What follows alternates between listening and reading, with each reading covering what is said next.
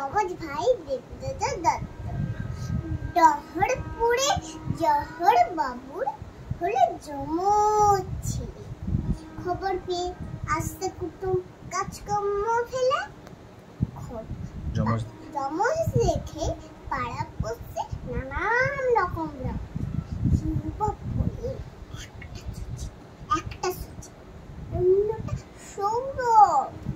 তলিপুরে দিদা বলেন হয়েছে কখন তাহলে দেখ একটা রফি অন্যটা কিশোর। ফোকলা দাদু হেসে বলেন একটা দেখি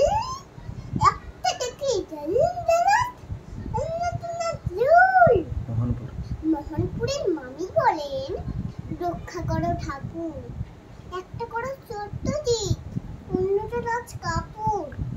পিতপুরের পেশে মশাই পেশে নাচি আভাজ, গান্ধীজির স্বভাব পাবে একটা পাবে সুভাষ। যখন ওরা বড় হলো কাটলো সবার ঘোর।